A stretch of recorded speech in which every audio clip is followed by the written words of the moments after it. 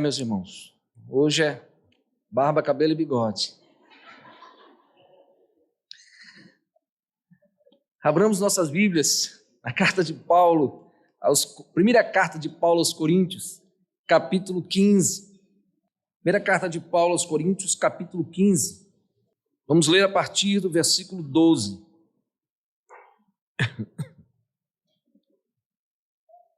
Ora, se é corrente pregar-se que Cristo ressuscitou dentre os mortos, como, pois, afirmam alguns dentre vós que não há ressurreição de mortos? E se não há ressurreição de mortos, então Cristo não ressuscitou. E se Cristo não ressuscitou, é vã a nossa pregação e vã a vossa fé. E somos tidos por falsas testemunhas de Deus, porque temos asseverado contra Deus que ele ressuscitou a Cristo, ao qual ele não ressuscitou, se é certo que os mortos não ressuscitam. Porque se os mortos não ressuscitam, também Cristo não ressuscitou. E se Cristo não ressuscitou, é vã a vossa fé, e ainda permaneceis nos vossos pecados. E ainda mais, os que dormiram em Cristo pereceram.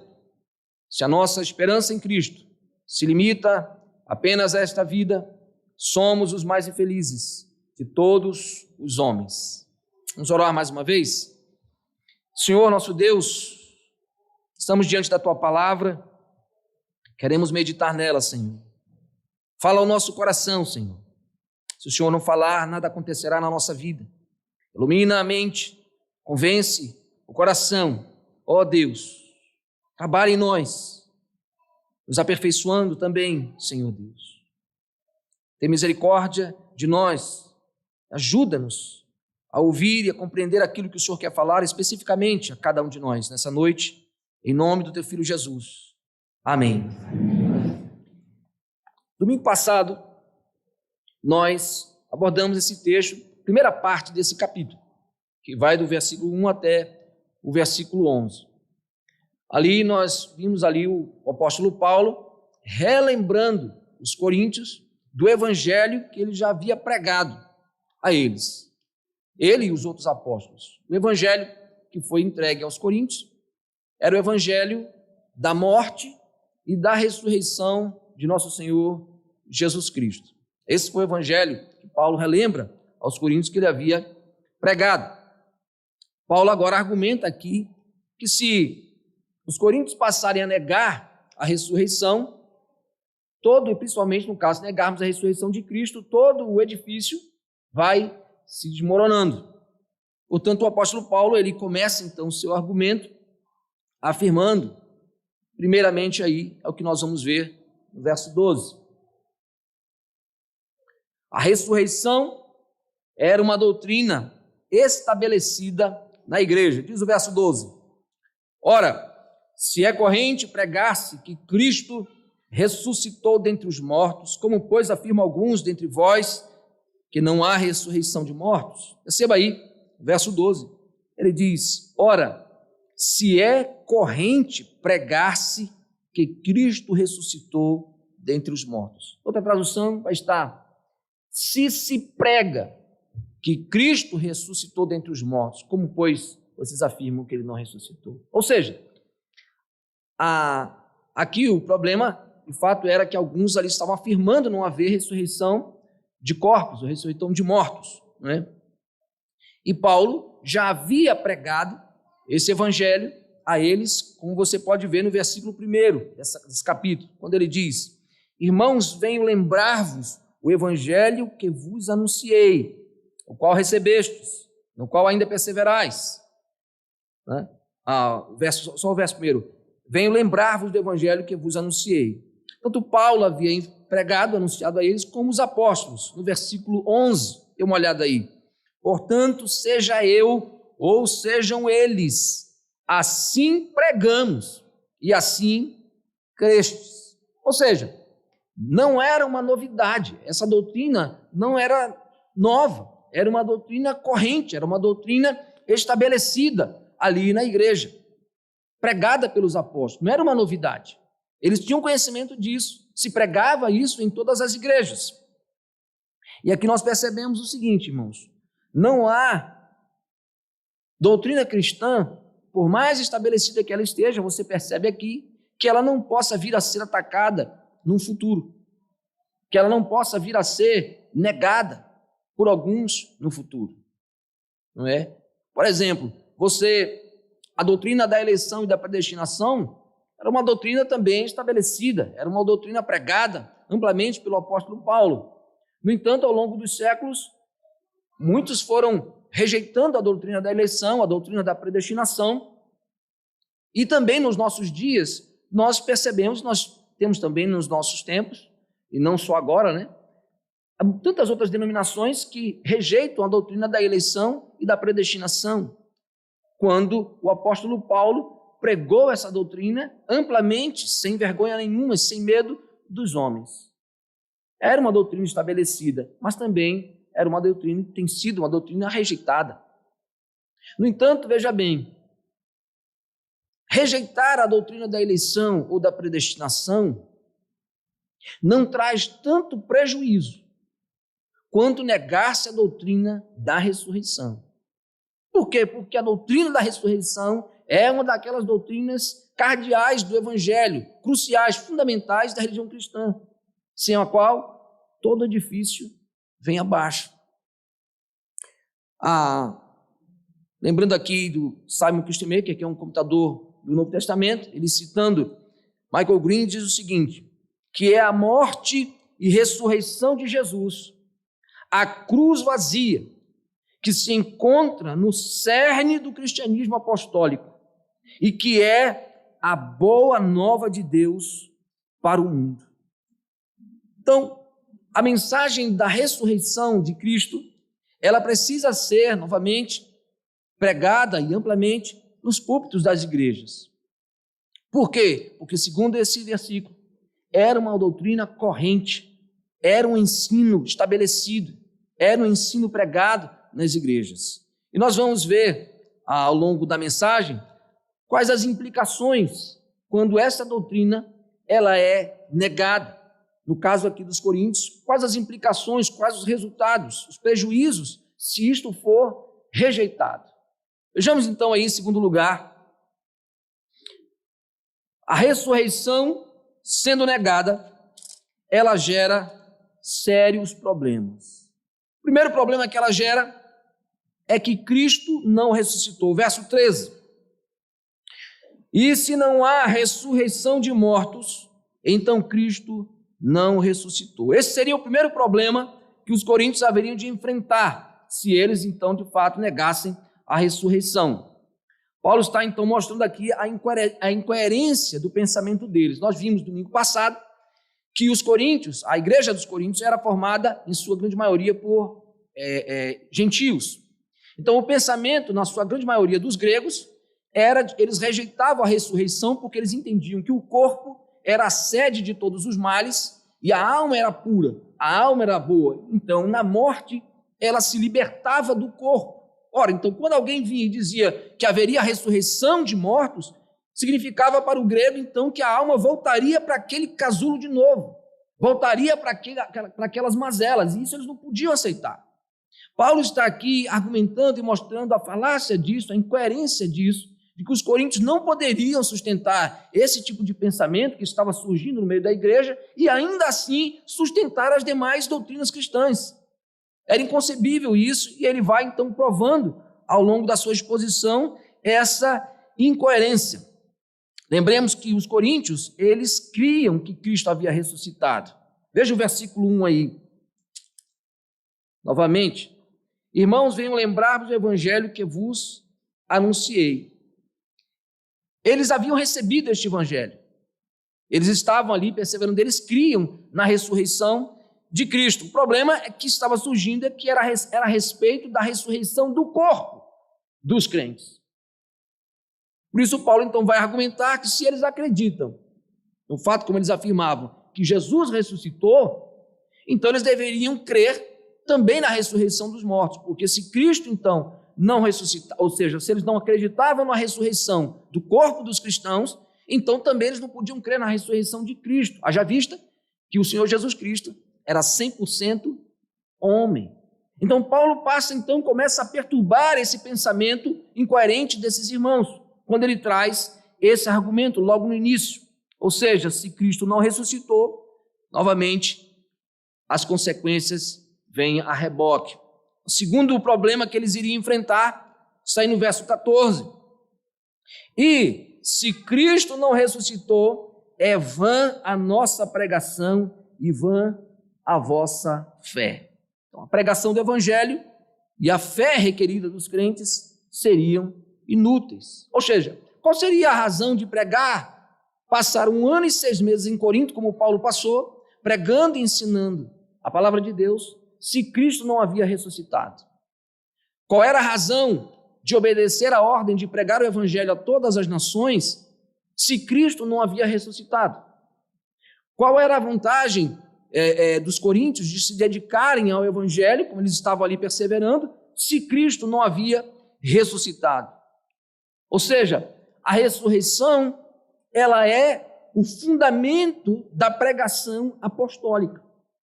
Sem ela, a mensagem é vazia.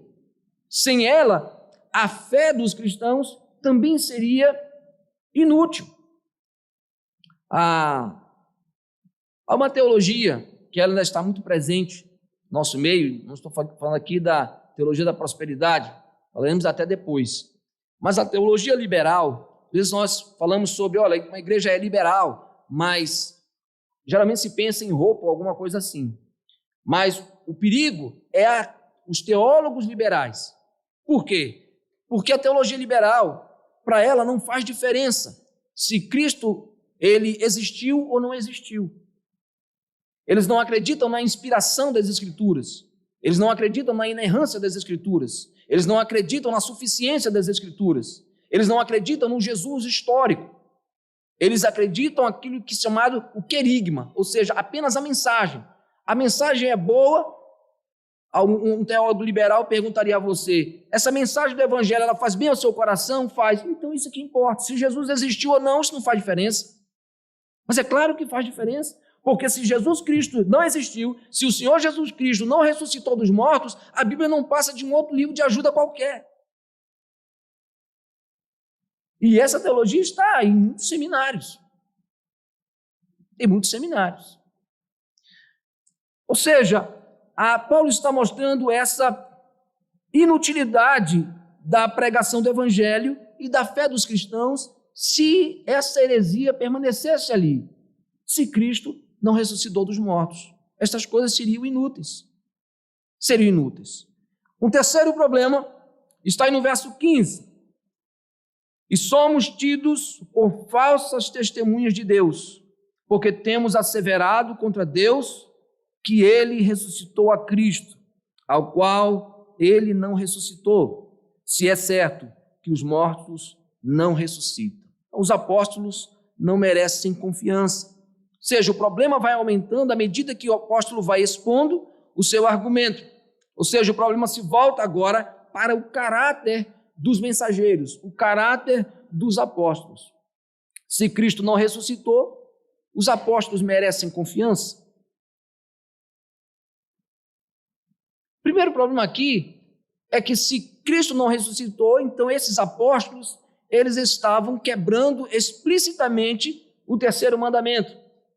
Em Êxodo 27 diz, não tomarás o nome do Senhor teu Deus em vão, porque o Senhor não terá por inocente o que tomar o seu nome em vão. Ora, os apóstolos estavam afirmando que Deus ressuscitou Jesus Cristo dentre os mortos. Os coríntios haviam recebido isso, estavam firmes nisso. Mas se Cristo não ressuscitou, então os apóstolos estão mentindo em relação a Deus, estão usando o nome do Senhor Deus em vão, dizendo que ele ressuscitou quando ele não havia feito isso. Ou seja, como confiar nos apóstolos quando eles quebravam explicitamente a lei do Senhor? Ou seja, estava ferindo o caráter mesmo apostólico. Um segundo problema era o seguinte, não é ainda vamos mudar não. Vocês lembram daquela contenda entre os coríntios? em que eles brigavam por causa dos apóstolos. Olha aí o capítulo 1, versículo 11, rapidamente, de Coríntios. Capítulo 1, verso 11.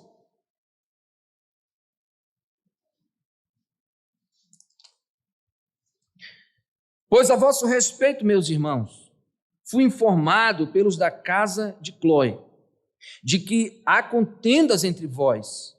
Refiro-me ao fato de cada um de vós dizer: eu sou de Paulo, e eu de Apolo, e eu de Cefas, e eu de Cristo.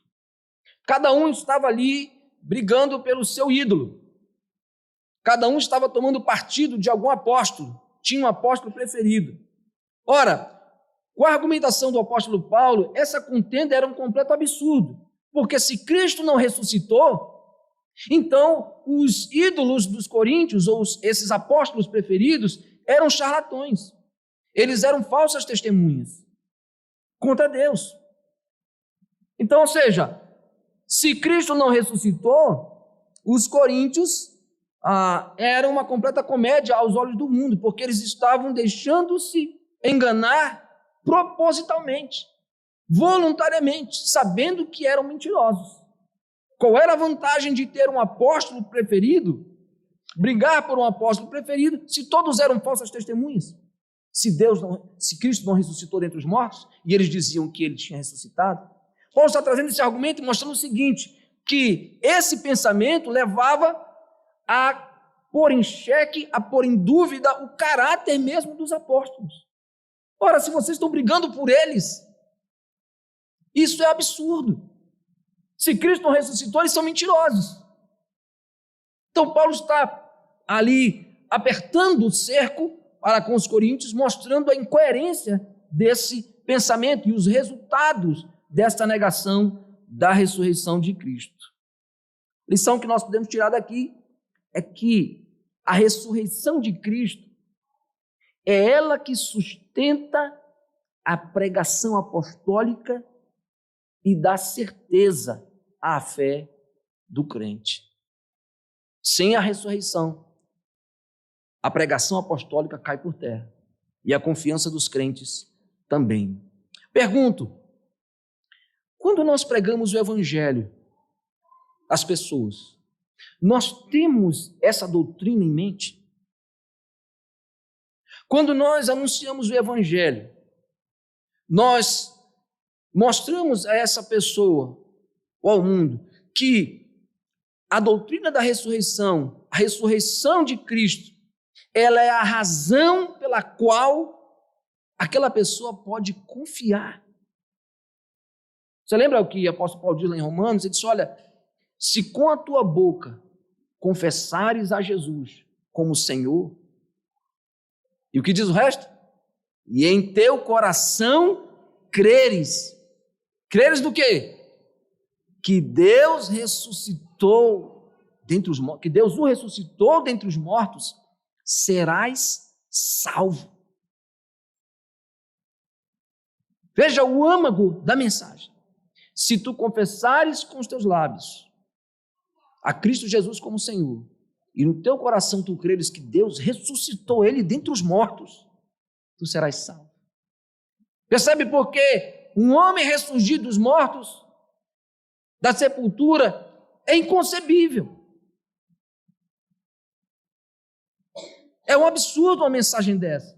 É uma loucura, mas é exatamente essa loucura que a Bíblia diz que salva o pecador. É tão simples, mas é tão simples que os homens tropeçam nessa mensagem. É por isso que mataram o Senhor Jesus. Tropeçaram na pedra de tropeço. Pilatos estava de frente com a salvação e perguntou, o que é a verdade? Diante da verdade, ele perguntando, o que é a verdade? Que era a grande pergunta dos gregos.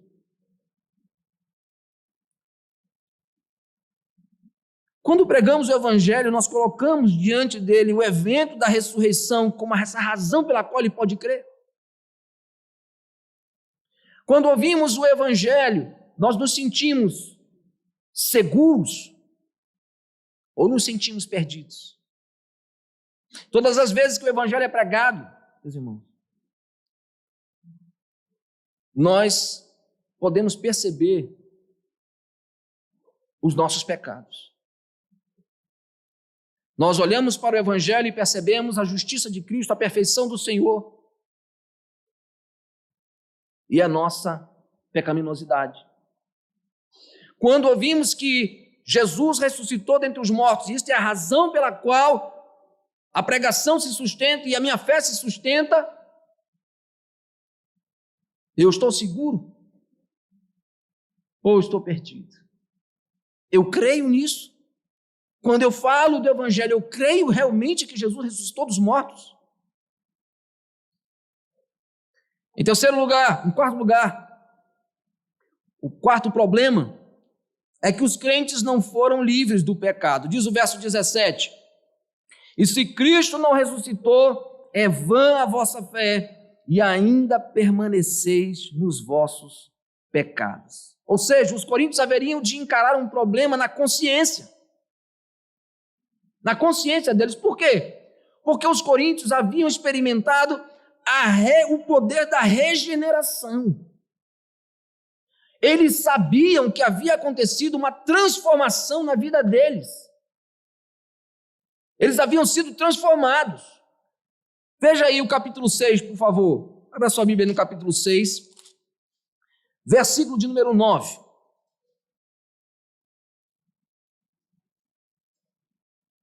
Acharam? Capítulo 6, verso 9, diz assim, Paulo lembrando eles: ou não sabeis que os injustos não herdarão o reino de Deus? Não vos enganeis.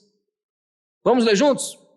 Nem impuros, nem idólatras, nem adúlteros, nem efeminados, nem sodomitas, nem ladrões, nem avarentos, nem bêbados, nem maldizentes, nem roubadores herdarão o reino de Deus. Aí ele diz: tais fostes alguns de vós.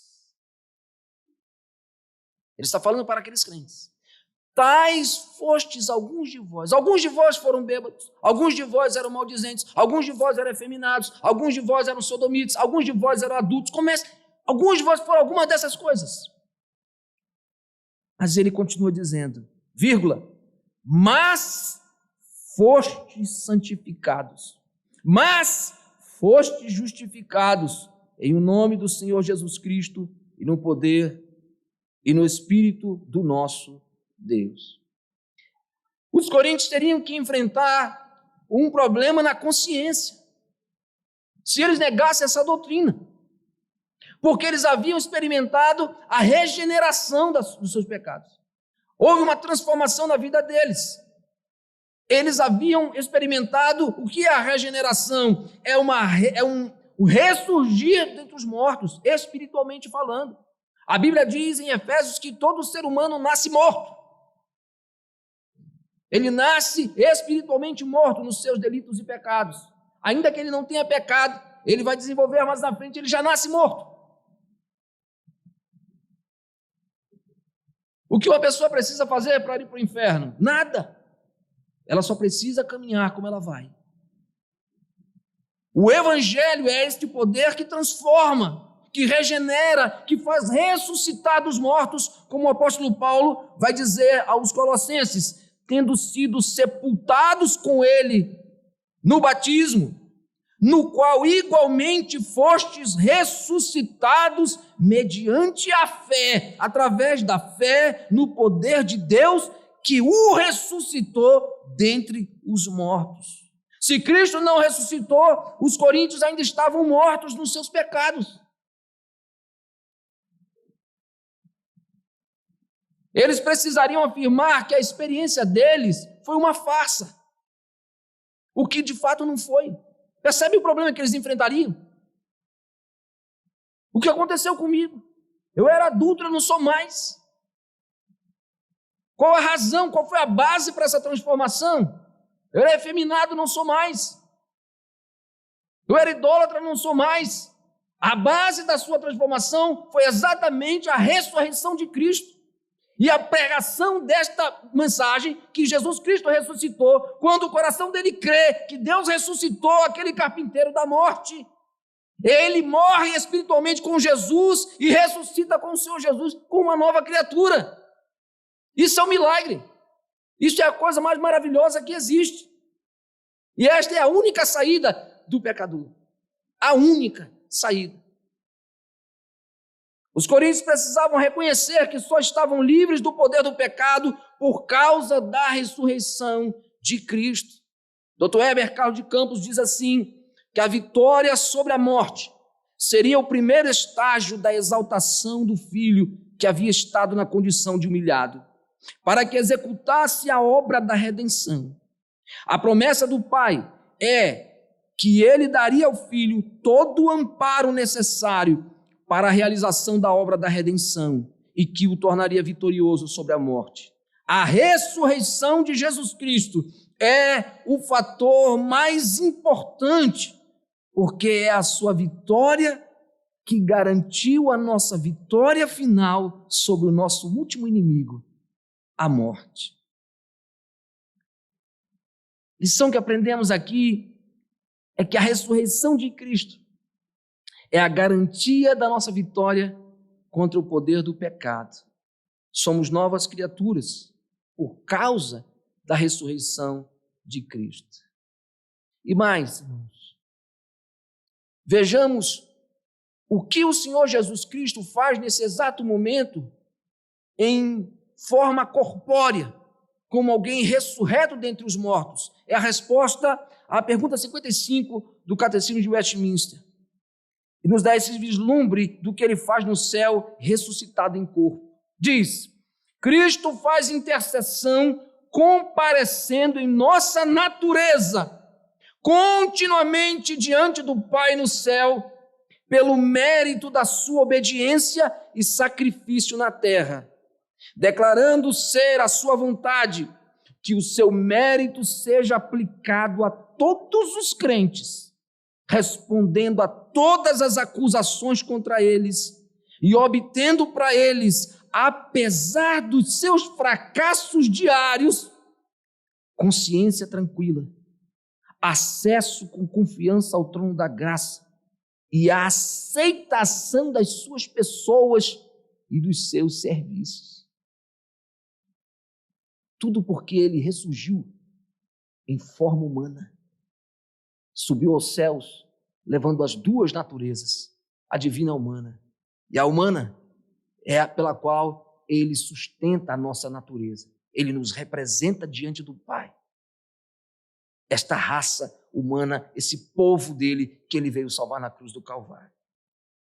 Por isso, meus irmãos, quando nos vemos vencidos em algumas batalhas contra o pecado, lembremos que nós perderemos algumas batalhas contra o pecado, mas jamais nós perderemos a guerra contra o pecado, porque a ressurreição de Jesus em forma humana, corpórea, é a garantia de que nós jamais perderemos. É a garantia da nossa vitória final contra o pecado e contra o nosso último inimigo, que é a morte. Portanto, se você caiu em pecado, confesse, levante-se, confesse diante do Senhor o seu pecado. Aproprie-se da promessa de perdão, que se confessarmos nossos pecados, ele é fiel e justo para perdoar e nos purificar de toda injustiça. Se agarre a essa promessa, levante-se, caminhe, vá trabalhar, vá estudar, vá viver a sua vida familiar, confiando na promessa do Senhor. E o Senhor, em meio à sua andança, ele trará o sentimento que você não tinha na hora da oração, porque ele é fiel para cumprir o que ele promete. E Cristo é poderoso na sua intercessão, jamais deixará o eleito se perder para sempre. Outro problema que os coríntios enfrentariam está no versículo 8: não haverá esperança para os que partiram. Diz o texto: e ainda mais, os que dormiram em Cristo pereceram. Ou seja, era um outro problema que eles enfrentariam sentimentalmente e nas suas consciências. E os nossos irmãos e os entes queridos que haviam partido crendo no Senhor Jesus Cristo. Ora, já vimos que se Cristo não ressuscitou, então ele não está vivo. Se ele não está vivo, ele não está no céu, na presença do Pai, e não receberá crente algum. não receberá nenhum crente, nenhum cristão, nenhum discípulo, porque ele não ressuscitou. Tanto o Cristo pereceu, quanto todos os que nele creram. Os seus corpos permanecerão nos sepulcros eternamente. As suas almas e corpos estarão separados por toda a eternidade. Os crentes não se encontrarão com o Cordeiro de Deus nas alturas, na sua vinda, porque não haverá segunda vinda, já que ele não ressuscitou dos mortos, já que ele não está vivo. Não andarão com o Cordeiro na Nova Jerusalém, porque não haverá Nova Jerusalém. Toda essa falácia dos coríntios caía por terra diante dessas argumentações do apóstolo Paulo. A lição que aprendemos é que a ressurreição de Cristo, e atente bem para isso, meu irmão, a ressurreição de Cristo é a garantia de que haverá uma abençoada história após a morte para todos aqueles que creram em Cristo. Mas também é a garantia, a ressurreição de Cristo dentre os mortos em forma corpórea, é a garantia de que haverá uma tenebrosa, terrível história após a morte para todo aquele que não o seguiu nessa vida. E isso é triste. E é por isso que esse evangelho é pregado no mundo inteiro. E esta é a expressão do amor de Deus. A nós que estamos aqui, aqueles que nos assistem pelo YouTube. É por isso que precisamos atentar bem na palavra e na advertência do Senhor Jesus, quando ele dizia, irmãos, de tantas coisas que o Senhor Jesus podia dizer, advertir. Ele disse, arrependam-se. Ele andava de vila em vila, o Senhor da história. Arrependam-se. Creiam no Evangelho, porque o reino de Deus está próximo. Jesus foi o primeiro a dizer isso. Nós estamos aqui ainda, 2000 anos depois, dizendo as mesmas coisas. Arrependam-se, creiam no Evangelho. A vocês que estão também no YouTube, que assistirão depois, mais ou futuramente, aonde você está, na sua sala, no carro, vendo esse vídeo. Amanhã não nos pertence. A ressurreição de Cristo garante que haverá uma terrível história depois da morte para todo aquele que não se arrependeu dos seus pecados e não depositou sua confiança em Jesus de Nazaré. Mas também é a garantia de uma abençoada e linda história depois da morte para todos quantos sofreram pelo seu nome desse lado de cá da eternidade. Meus irmãos, por fim, o problema, outro que eles enfrentariam, se aquela heresia permanecesse ali, eles viveriam marcados com uma marca terrível, a infelicidade. A infelicidade seria a marca dos crentes. Diz o verso 19, nosso texto. Se a nossa esperança em Cristo se limita apenas a esta vida, somos os mais infelizes de todos os homens. No livro de Eclesiastes, lemos que a vida neste mundo, ela é apenas vaidade e correr atrás do vento. No capítulo 1, verso 14 de Eclesiastes, nós lemos, o grande sábio, antes de Cristo, Salomão dizendo, eu atentei para todas as obras que se fazem debaixo do sol, e eis que tudo era vaidade e correr atrás do vento. Ora, se a esperança do crente em Cristo se limita a essa vida, ele não tem nenhuma vantagem sobre o incrédulo. Pelo contrário, os incrédulos estão em grande vantagem sobre ele. Por quê?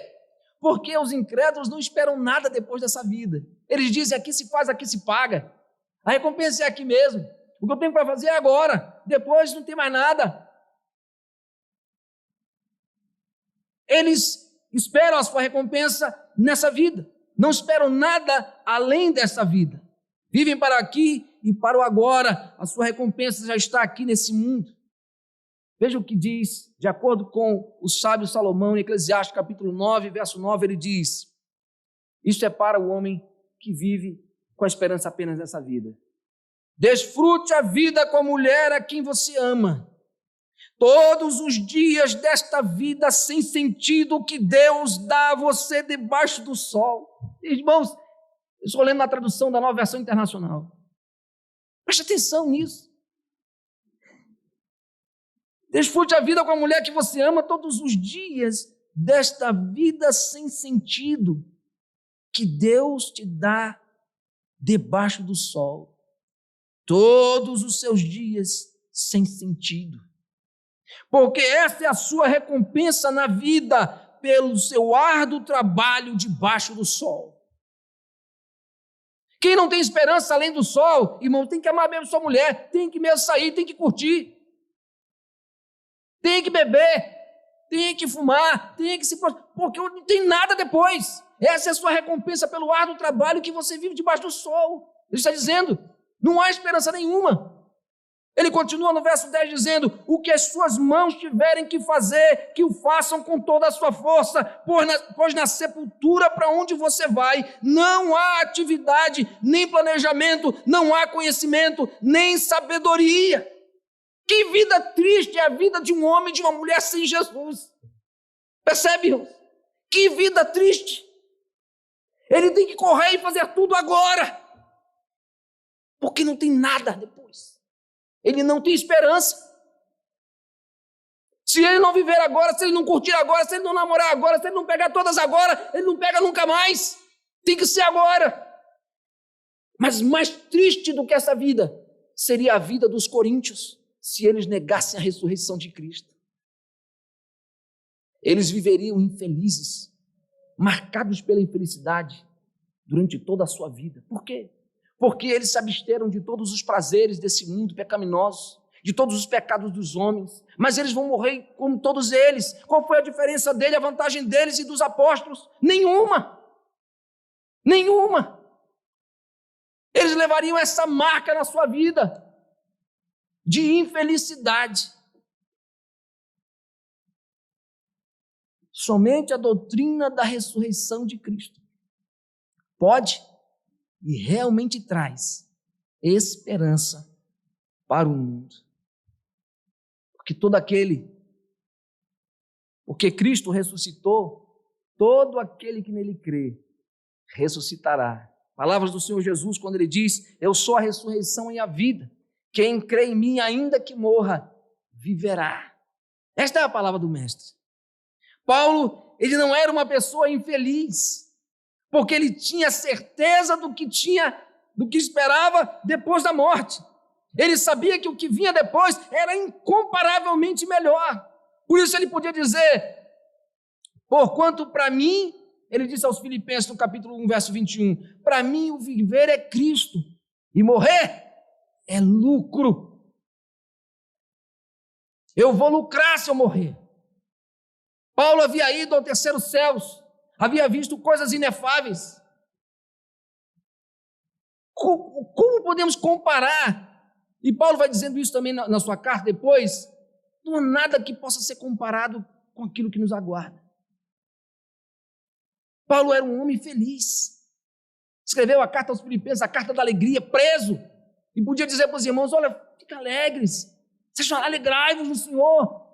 Se preocupe comigo. Paulo era feliz, porque Paulo tinha certeza do que o aguardava do outro lado. Era infinitamente melhor, como ele diz no verso 23, ora de um e outro lado eu estou constrangido, tendo desejo de partir e estar com Cristo, o que é incomparavelmente melhor. Sabe o que a gente aprende com isso, irmão? A ressurreição de Jesus Cristo é o fundamento, é a base da verdadeira felicidade. Por isso Paulo diz, se com a tua boca confessares Jesus, e com teu coração creres que Deus ressuscitou Jesus dentre os mortos, tu serás salvo.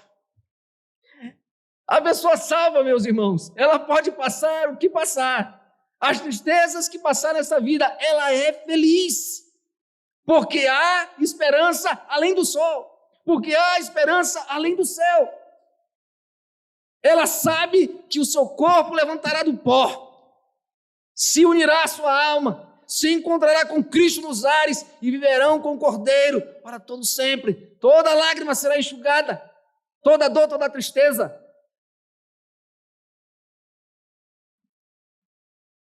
Pelo que a nossa vida tem sido marcada, meus irmãos?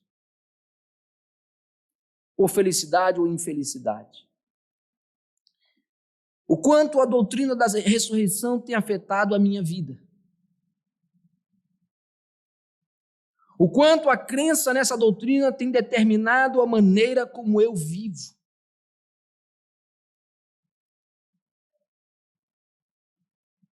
Meus irmãos, você pode dizer assim, pastor, mas ninguém aqui nega essa doutrina.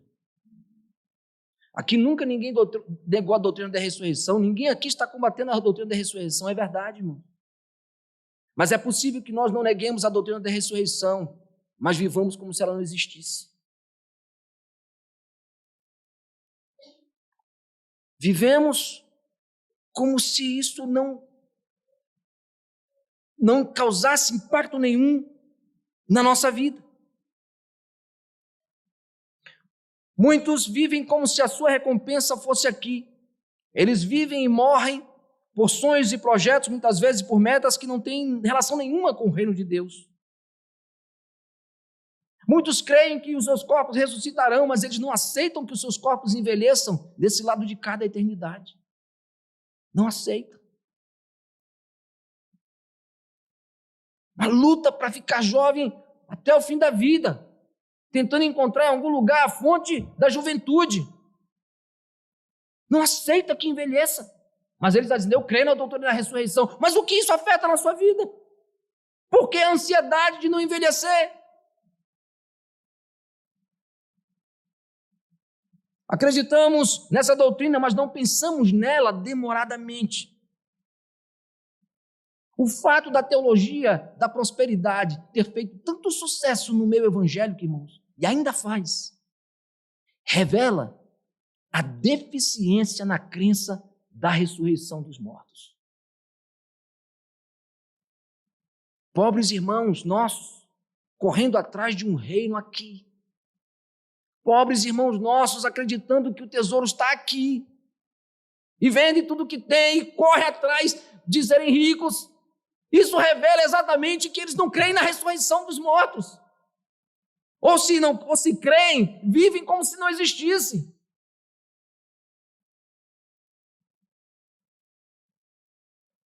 Querem um reino aqui, buscam um tesouro aqui. De que reino nós somos? A que reino servimos? Certamente haverá problemas se não crer, ou se a doutrina da ressurreição for negada, como vimos. Mas haverá problemas também, meus irmãos, nas nossas vidas, quando nós não aplicamos essa doutrina à nossa vida. E olha, essa semana, irmãos, estava preparando essa mensagem. Pense na semana também atribulada, e eu pensando, meu Jesus, como é que eu aplico isso na minha vida? Rapaz, foi um desafio tremendo. Até diante de um prato de comida, até na cozinha. E você percebe que pensar na ressurreição dos nossos corpos, em que teremos um corpo glorioso e encontraremos com o Senhor. Puxa vida, como isso impacta o nosso viver cotidiano, seja na cozinha, no chão de fábrica. Ela faz diferença. Por fim, olhemos para o Senhor Jesus, como ele via essa realidade. Em João 18,36 nós lemos, respondeu Jesus, o meu reino não é deste mundo. Se o meu reino fosse deste mundo, os meus ministros se empenhariam por mim, para que não fosse eu entregue aos judeus. Mas agora, o meu reino não é daqui. Cristo tinha plena consciência de que este mundo era passageiro. Disse outras vezes, passará o céu e a terra, mas a minha palavra jamais passará. Ele sabia que o seu reino era de outro mundo. Havia uma outra existência. Havia uma outra realidade. E há ainda uma outra realidade. E nós somos as únicas pessoas no mundo que vivem entre dois mundos. Vivemos o aqui, mas também experimentamos, desde já, os poderes, como diz a Bíblia, do mundo vindouro. Já experimentamos agora os poderes do mundo vindouro, não em sua plenitude. Há uma outra realidade além daqui, depois daqui. E isso nos desafia, irmãos, a vivermos com os pés aqui, mas com os nossos olhos no horizonte, para além desse céu, para além do sol, para além daquilo que o livro de Eclesiastes nos mostra.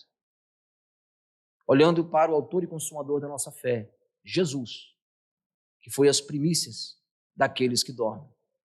Ressuscitou dentre os mortos, a garantia de que há uma nova história para aqueles que nele creram.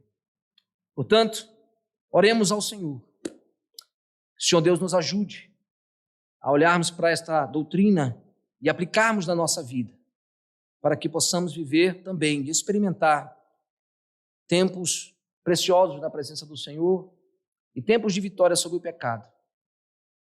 Pai Celestial, estamos diante da Tua palavra, Senhor, que nos ensina que o Teu Filho Jesus ressuscitou dos mortos. Isto foi um fato. Isto é um fato. Isto é real. Oh Deus, dá-nos graça, Senhor. Aumenta a nossa confiança nesta doutrina, neste ensino apostólico, para que ele, Senhor, impacte as nossas vidas. Nos tire da zona de conforto, Senhor. Desafie a nossa fé, desafie as nossas atitudes, as nossas reações, Senhor. Nos faça, Senhor, sermos mais sábios naquilo que nós acreditamos, naquilo que nós, nas situações em que nós agimos, Senhor. Tantos crentes enganados, Senhor. Tantos crentes correndo atrás de um tesouro nessa vida, atrás de um reino nessa vida. Tantas pessoas querendo, Senhor Deus, ficar jovens a vida inteira, Senhor, não aceitando a sua condição, se revoltando, se maldizendo, ansioso, Senhor amado. Oh, Senhor, nos ajude a olhar para a ressurreição final, a ressurreição dos mortos em Cristo Jesus. Oh, Deus, e que isto, Senhor, ilumine as nossas trevas, nos traga esperança, reavive em nós esta esperança, Senhor. Traga à nossa memória, de fato, o que nos pode trazer esperança, Senhor. As Tuas promessas são a causa de nós não sermos consumidos. Ó Deus, em nome de Jesus, queremos continuar na Tua presença ainda, adorando o Cordeiro, para a glória do Teu nome. Amém, Senhor.